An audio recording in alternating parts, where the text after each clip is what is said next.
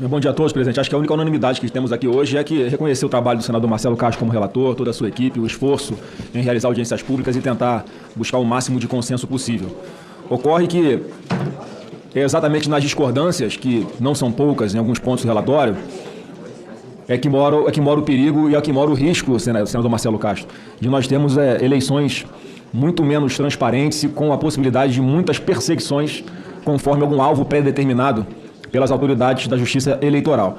Vou falar rapidamente alguns pontos e focar em dois aqui, depois no final. Com relação à quarentena, eu quero só complementar o que disse aqui o senador Alessandro Vieira, que é muito mais grave até do que ele colocou, porque um militar que, pelo texto agora, 2 anos antes, não é que tem que ficar suspenso do serviço.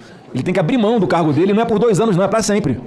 Ele vai abrir mão da profissão dele, o concurso público que ele fez, para se candidatar, em não se reelegendo, ele vai ter que fazer alguma outra coisa da vida dele. Obviamente, isso é uma injustiça que está sendo cometida no texto. Um outro ponto específico é com relação à inelegibilidade. Eu queria só pedir, se o pessoal puder fazer silêncio, só para não cortar o raciocínio aqui, por favor. Os senadores que estão falando, eles estão expressando aquilo que pensam a respeito de uma matéria muito complexa. Então, eu pediria ao plenário que pudesse ficar em silêncio para que cada um pudesse analisar de forma clara o que os senadores estão discutindo agora. Senador Flávio Bolsonaro, com a palavra. Obrigado, presidente. Com relação à inelegibilidade, no meu ponto de vista, ela tem que começar a contar, senador Marcelo, a partir do momento que, na prática, a pessoa começa a cumprir uma pena, ainda que não seja transitada em julgado. Então, se a pessoa foi condenada em primeira instância à inelegibilidade, a partir daquele momento ela já não pode mais se candidatar a nada.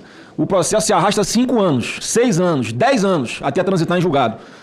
Para começar a contar a partir do 1º de janeiro do ano seguinte, vai ter situações em que a pessoa vai ficar 12, 15, 20 anos inelegível. Eu acho que esse não é o espírito da lei. Então é importante que o texto contemple que, na prática, a inelegibilidade comece a contar a partir do momento que a pessoa começou a cumprir essa pena, ainda que não seja transitada em julgado.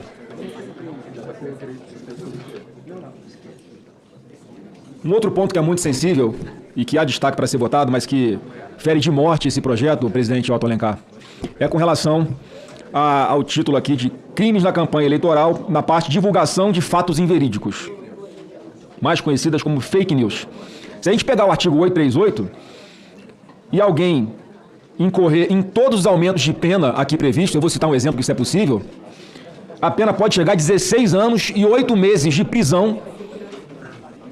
A pena pode chegar a 16 anos e 8 meses de prisão. Olha a atrocidade que a gente está discutindo aqui nesse projeto de lei. Vou dar um exemplo. Se eu gravo um vídeo se eu faço um vídeo, o senador Jacques Wagner, com inteligência artificial, como o governo acabou de fazer, denunciando que no governo Lula, durante a votação numa aldeia indígena, houve a obrigatoriedade do cacique lá com relação aos indígenas daquela tribo de votar em determinado candidato, portanto, cometendo um crime eleitoral, e impulsiono esse vídeo no YouTube, eu estou incorrendo em todas os aumentos de pena aqui nesse artigo 838, podendo chegar a essa pena de 16 anos e 8 meses de prisão, e eu fazendo a coisa que eu acho que é verdade, e lá na frente, o magistrado, ou o próprio TSE no final da linha, entendendo que isso foi uma fake news. 16 anos e 8 meses. E o que está escrito aqui, que eu estou colocando. E por último, eu quero aqui aproveitar o meu tempo final, para nesse momento, falar sobre a questão do voto impresso. Eu quero pedir muita atenção de todo mundo, inclusive do relator, que eu vou tentar ser bastante objetivo para falar o seguinte, é que o problema não é a urna, é o homem. O problema não é a urna, é o homem. E essa teimosia, essa resistência surreal de fazer algo que hoje com a nossa tecnologia é muito simples, só aumenta a desconfiança. Então, quem diz que defende a democracia, quem sustenta que 8 de janeiro foi uma tentativa de golpe, por exemplo, se as eleições de 2022 tivessem ocorrido já com voto impresso, como esse Congresso aprovou, nada disso tinha acontecido. Para que continuar alimentando essa desconfiança? Isso não vai acabar pela força. Quem falar mal da urna, cadeia. Não pode ser pelo medo. Tem uma parcela considerável da população que desconfia. Mais uma vez, não da urna, mas de quem programa a urna, senador Marcelo Castro. E hoje tem tecnologias que são muito mais baratas. Tem leitor digital do dedo, da íris, até de veia tem hoje, para você garantir que aquela pessoa que está votando é aquela mesmo que está votando, e ninguém está votando no lugar dela. Só que o problema é a programação. Eu vou dar um exemplo simples aqui, tá? Eu sou advogado, mas eu fiz escola técnica de eletrônica. Então eu sou um técnico em eletrônica. E eu lembro que quando eu estudava na escola técnica Resende Ramel, lá em Lins dos Vasconcelos, no Rio de Janeiro, a gente ainda aprendia como é que consertava a televisão, né? Aquela televisão grandona, aquela caixa de tubo. Você buscava onde estava o defeito. Hoje em dia você troca a televisão. Mas tem uma coisa chamada circuito integrado. É uma pecinha preta assim, com as perninhas, parece uma aranha. Que é basicamente o seguinte, tem entradas e tem saída nesse circuito integrado. Então aqui, senador Amin, entra 0 e entra 1. Ok, entra 0 e entra 0. É binário. Entra 0 e entra 0. Sai 0. Entra 1, sai 1. Entra 0 e entra 1. Sai o que eu quiser, o que eu escolher. Vou dar um exemplo aqui, ó. O microfone que eu estou usando. É uma espécie de programação. Eu apertei o botão aqui, é o 1, ligou o microfone. Vou apertar de novo. De novo, saiu 1 de novo nesse sistema aqui. E o que é o código-fonte? Nada mais é do que uma sequência de números, ou de letras, ou de códigos, mas em milhões de linhas que programam essa urna eletrônica. E quem me garante que quem faz essa programação não pode pegar 3 letrinhas, 3 números ou uma linha dessas milhões e programar para quando encerrar o processo eleitoral, o mesário vai lá, aperta um botãozinho na máquina, está encerrado o processo eleitoral. Quem me garante que não pode pegar 10% dos votos do Esperidião Amin e passar para o Jorge Seif para Senado do Rio de Janeiro, lá em Santa Catarina? Eu acho que aconteceu? Eu não acho. Não acho. Sinceramente, não acho. Mas pode acontecer? Então eu faço até uma pergunta aqui para todo mundo. É impossível acontecer isso? É impossível acontecer isso?